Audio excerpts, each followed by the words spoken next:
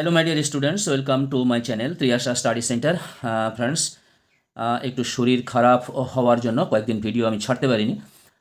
তাই আজকের আমি তোমাদের জিওগ্রাফির পুরো সাজেশন অর্থাৎ 7 নাম্বার মানের সমস্ত অধ্যায় থেকে বাছাই করা প্রশ্নগুলো একত্রিত করে তোমাদের 7 নাম্বার মানের প্রশ্নগুলি আমি তোমাদেরকে আজকের দিয়ে দিচ্ছি। টেস্টের, বিশেষ করে তো টেস্টের সাজেশন এবং ফাইনালের জন্যও বটেই। টেস্ট এবং ফাইনালের জন্য যে প্রশ্নগুলি আমি বাছাই করে নিয়ে এসেছি এই প্রশ্নগুলি তোমরা অবশ্যই ভালো করে পড়বে। তার আগে তোমাদের বোঝা দরকার, তোমাদের যে 7 নাম্বার থাকে 5টি প্রশ্নের উত্তর দিতে হয়, 5 7 35 নাম্বারের ফুল সাজেশন আজকের আমি তোমাদের দিয়ে দিলাম। তোমাদের যাদের জিওগ্রাফি আছে, দেখতেই পাচ্ছ, উচ্চ মাধ্যমিক ভূগোল সাজেশন 2025। কারণ আজকের ভিডিওটা অনেকটা বড় ভিডিও, তাই বিশেষ সময় আমি নষ্ট করব না। তোমাদের একটা কথা বুঝে নিতে হবে, তোমাদের যে 7 নাম্বার মানটা পড়ে, এই 7 নাম্বার মানের যে মানগুলো থাকে, যে নাম্বারগুলো থাকে, সেখানে কোনোটা থাকে 2+2+3, অর্থাৎ 2+2+3, অর্থাৎ 2 2 4 3 7। তারপরে দেখো 3+4 4 3 7, 5+2 সমান সমান 7, 6+1 সমান সমান 7। এইভাবে তোমাদের প্রশ্ন মানগুলো তোমাদের দেওয়া থাকে। আর একটা তোমাদের বুঝতে হবে, তোমাদের 5টা গ্রুপ থাকে। 5টা গ্রুপ থেকে তোমাদের 5টি বড় প্রশ্ন তোমাদের লিখতে হয়, অর্থাৎ 7 নাম্বার মানের প্রশ্ন লিখতে হয়। আহ, যেমন তোমাদের প্রথম থেকে ভূমিরূপ প্রক্রিয়া থেকে মৃত্তিকা পর্যন্ত একটি গ্রুপ, এর থেকে তোমাদের একটি 7 নাম্বার থাকবে। তারপরে তোমাদের বায়ুমণ্ডলের বিষয় এবং মিথস্ক্রিয়া যেটা আছে, ওর থেকে তোমাদের একটি প্রশ্ন থাকবে, একটি প্রশ্নের উত্তর লিখতে হবে। তোমাদের শিল্প থেকে একটি প্রশ্ন লিখতে হবে, কৃষিকাজ থেকে একটি প্রশ্ন লিখতে হবে, এবং জনসংখ্যা থেকে একটি প্রশ্ন তোমাদের লিখতে হবে মানে এগুলো মাস্টের থেকে পড়বেই। এইভাবে তোমাদের 5টি 7 নাম্বারের প্রশ্ন তোমাদের লিখতে হবে। তোমাদের যে অতিরিক্ত প্রশ্ন তো দেবেই, সেটা আলাদা কথা, কিন্তু তোমাদের এই 5টা বিভাগ থেকে তোমাদের 5টা প্রশ্নের উত্তর করতে হবে। আমি তোমাদের প্রশ্নের মানগুলো এইরকমভাবে নিয়ে চলে এসেছি। দেখো, প্রথমে দেখো মান 2। প্রথমে আমি 2 নম্বর মানের কিছু প্রশ্ন আমি কালেক্ট করেছি সমস্ত অধ্যায় থেকে। এগুলো অবশ্যই ভালো করে পড়ো। তোমাদের কাছে মনে হবে যে অনেক বড় সাজেশন, অনেক প্রশ্ন আছে, কিন্তু তোমাদের যা সিলেবাস, যা প্রশ্ন, সেই অনুযায়ী দেখবে এই প্রশ্নগুলো কিছুই নয়, তার কাছে কিছুই নয়। অনেক কম প্রশ্ন তোমাদেরকে দিয়েছি, প্রচুর প্রশ্ন আছে। এগুলো তোমাদের অবশ্যই করতে হবে। তোমরা যারা জিওগ্রাফি বিশেষ করে ভালোবাসো এবং জিওগ্রাফি অনার্স তোমরা করতে চাও, তোমাদের সমস্ত প্রশ্নের উত্তরগুলো তোমাদের করতে হবে। তার মধ্যে থেকে তোমাদের যে স্টার দেওয়া যে প্রশ্নগুলো আছে, এই প্রশ্নগুলি তোমরা একটু ভালো করে দেখে যাবে। দেখো, প্রথমে আমি তোমার মান 2 এই প্রশ্নগুলো আমি পড়ে দিচ্ছি। প্রথমে তোমাদের ভূমিরূপ প্রক্রিয়া, এই ভূমিরূপ প্রক্রিয়া থেকে কয়েকটি প্রশ্ন তোমাদের নিয়েছি। আরোহণ ও অবরোহণ পদ্ধতির পার্থক্য লেখো। 2-এর দাগে অ্যাকুইফার কাকে বলে? সম্মুখ তটভূমি পশ্চাৎ তটভূমির পার্থক্য লেখো। ফিয়র্ড উপকূল বলতে কী বোঝো? প্রবাল প্রাচীর গড়ে ওঠার 2টি কারণ লেখো। তারপরের চ্যাপ্টার দেখো ক্ষয়চক্র ও গঠন প্রক্রিয়া। নদীর ক্ষয়চক্রের ব্যাঘাত বলতে কী বোঝো? নদীর পুনর্যৌবন লাভের ফলে কিভাবে নদীমঞ্চ গঠিত হয়। আচ্ছা, 8-এর দাগের একটা প্রশ্ন এখানে দেব ভেবেছিলাম, কিন্তু 8-এর দাগের কোনো প্রশ্ন নেই। ঠিক আছে। তারপর দেখো জল নির্গম প্রণালী। আমি প্রত্যেকটা চ্যাপ্টার আলাদা করে দিয়েছি, তোমাদের উত্তর খুঁজে নেবার কোনো সমস্যা হবে না। জল নির্গম প্রণালী থেকে 3টি প্রশ্ন দিয়েছি। পূর্ববর্তী নদীর সংজ্ঞা দাও। কোন কোন ধরনের ভূমিরূপের ওপর কেন্দ্র বিমুখ ও সমান্তরাল জলনির্গম প্রণালী গড়ে ওঠে? অঙ্গুরীয় জলনির্গম প্রণালী বলতে কি বোঝো? তারপরে দেখো, প্রত্যেকটাতে মান 2 লেখা আছে, অর্থাৎ এই বাম দিকে মান 2 লেখা আছে, অর্থাৎ 2 নম্বর মানে প্রশ্ন চলছে। মৃত্তিকা ডুরি ক্রাস্ট কি? এরিভিসল মাটির প্রধান বৈশিষ্ট্য লেখো। মৃত্তিকা পরিলেখ কাকে বলে? এরিসল ও মলিসল মৃত্তিকার একটি করে বৈশিষ্ট্য ও সংজ্ঞা লেখো। তোমাদের কিন্তু আজকের পুরো ভিডিওটা দেখতে হবে, না তো তোমরা সমস্ত প্রশ্নগুলো পাবে না, বিশেষ করে ইম্পর্টেন্ট যে প্রশ্নগুলো তোমরা বুঝতে পারবে না। দেখো, টর কাকে বলে? 17 দাগের প্রশ্ন, ল্যাটেরাইট মাটিতে কঠিন ত্বক গঠিত হয় কেন? এরপরে দেখো মান 2, বায়ুমণ্ডল ও জলবায়ু শ্রেণীবিভাগ। এখান থেকে মাত্র একটি প্রশ্ন আছে। দেখো ITCZ কি? ITCZ 2 নম্বর মানের একটি প্রশ্ন আছে। তারপরে দেখো জলবায়ু ও স্বাভাবিক উদ্ভিদ। মেসোফাইটের সংজ্ঞা উদাহরণ দাও। জলবায়ু পরিবর্তন, একটি করে প্রশ্ন আছে। ওজোন স্তরকে পৃথিবীর সৌর পর্দা বলে কেন? এরপরে দেখো জীববৈচিত্র্য, মানুষ, পরিবেশ, মিথস্ক্রিয়া। এর থেকে কয়েকটি প্রশ্ন তোমাদেরকে রেখেছি। জিনগত বৈচিত্র্য কাকে বলে? অন্তঃক্ষেত্রীয় বা ইনসিটু সংরক্ষণ কি? দেখতে পাচ্ছ স্টার দেওয়া আছে, প্রশ্নগুলি খুব ইম্পর্টেন্ট।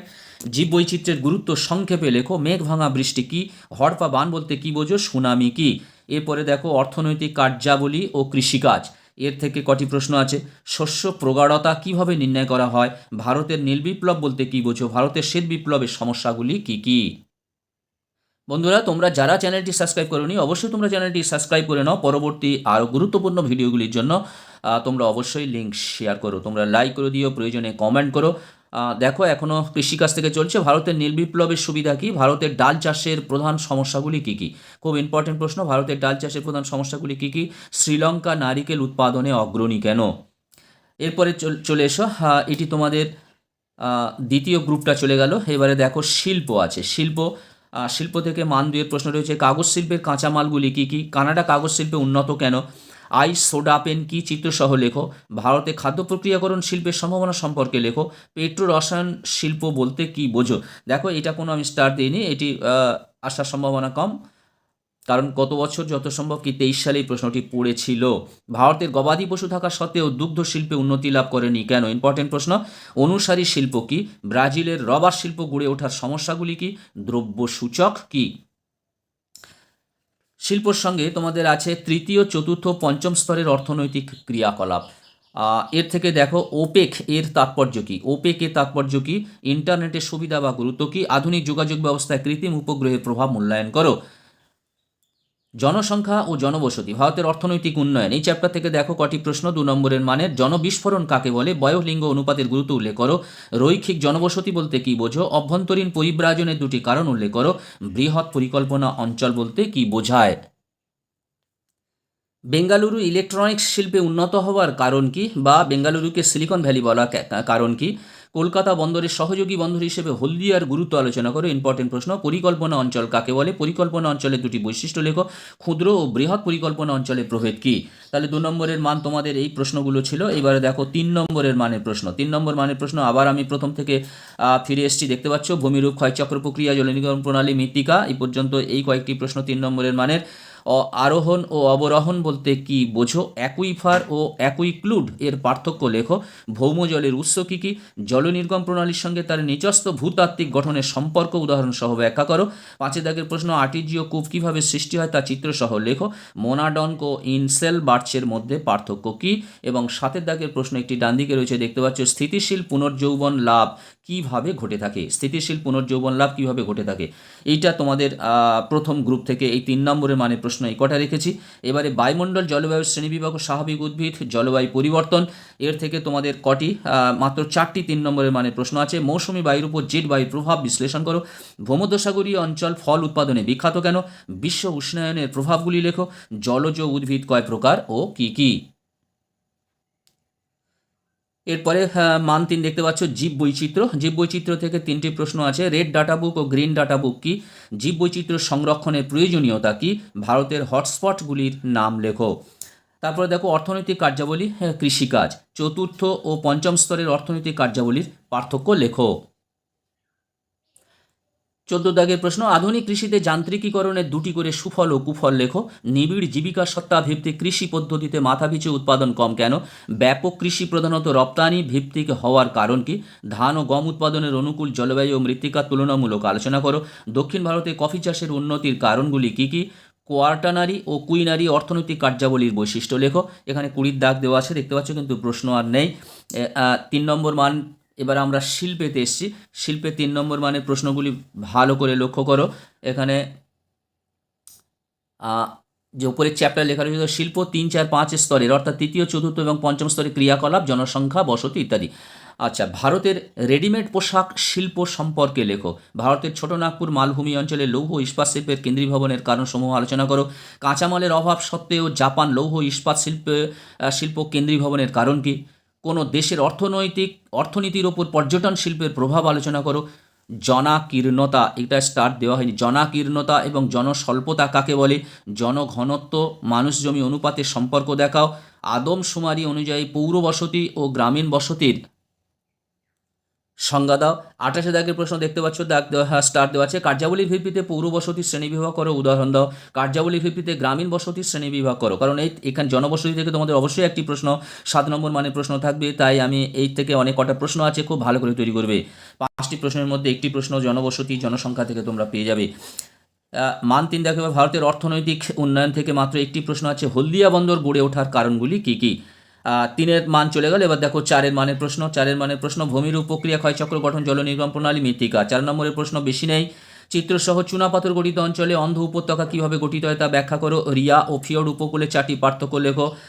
পেনিপ্লেন ও পেডিপ্লেনের মধ্যে পার্থক্য লেখো। মৃত্তিকা সৃষ্টিতে আদিশিলা ও জলবায়ুর ভূমিকা সম্পর্কে আলোচনা করো। দেখতে পাচ্ছ 5 দাগের প্রশ্ন, এলুভিয়েশন ও ইলুভিয়েশনের বৈশিষ্ট্যগুলি আলোচনা করো। গঠনকারী ও বিনাশকারী তরঙ্গের পার্থক্য কী কী? উপকূলরেখা তটভূমির পার্থক্য লেখো। কেন্দ্রবিমুখ ও কেন্দ্রমুখী জল নির্গম প্রণালীর মধ্যে পার্থক্য লেখো। মাটির সৃষ্টিতে সক্রিয় উপাদানগুলি আলোচনা করো। ঘূর্ণবাত ও প্রতীপ ঘূর্ণবাদের মধ্যে প্রভেদ কী? ক্রান্তীয় ঘূর্ণবাত ও নাতিশীতোষ্ণ ঘূর্ণবাদের মধ্যে পার্থক্য লেখো। জেট বায়ু প্রবাহের 3টি বৈশিষ্ট্য উল্লেখ করো। ক্রান্তীয় ঘূর্ণবাতের উৎপত্তি ও গঠন ব্যাখ্যা করো। বন্ধুরা এখানে প্রশ্ন একটু বেশি দেওয়া আছে, হ্যাঁ তোমরা স্টার দেওয়াগুলো ভালো করে তৈরি করবে।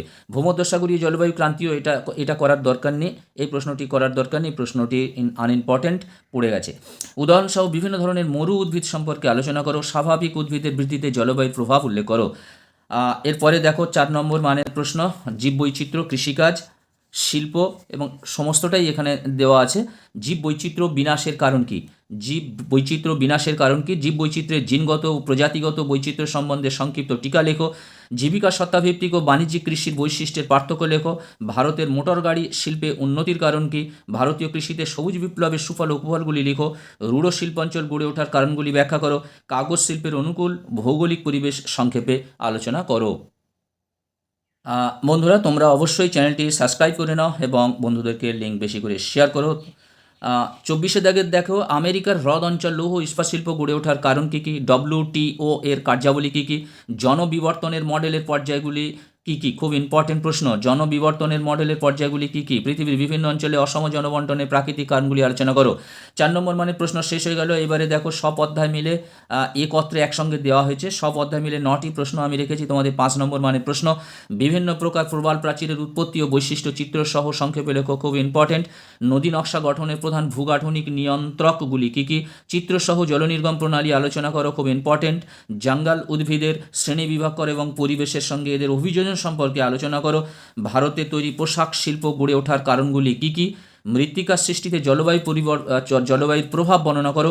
ব্যাপক কৃষি রপ্তানি নির্ভর হওয়ার কারণ কি? অনেক সময় দেখবে এটি 3 নম্বর মানের প্রশ্নের মধ্যেও এটা যত সম্ভব দেওয়া আছে এই প্রশ্নটি, এবং এখানে 5-এরও দেওয়া রয়েছে, একটু বড় করে লিখতে হবে। অনেক প্রশ্ন দেখবে আগে 2 নম্বর মানের প্রশ্নগুলির সঙ্গে 3 নম্বর মানের প্রশ্নগুলির সঙ্গে 4 নম্বর মানের প্রশ্নগুলির সঙ্গে কিছু কিছু তোমাদের মিল আছে, কোনো রকম অসুবিধা হবে না। তোমরা অবশ্যই স্টার দেওয়া প্রশ্নগুলো ভালো করে তৈরি করো। এবং 8 দাগের প্রশ্ন, কাম্য জনসংখ্যার ধারণা ব্যাখ্যা করো, এর বৈশিষ্ট্যগুলি লেখো।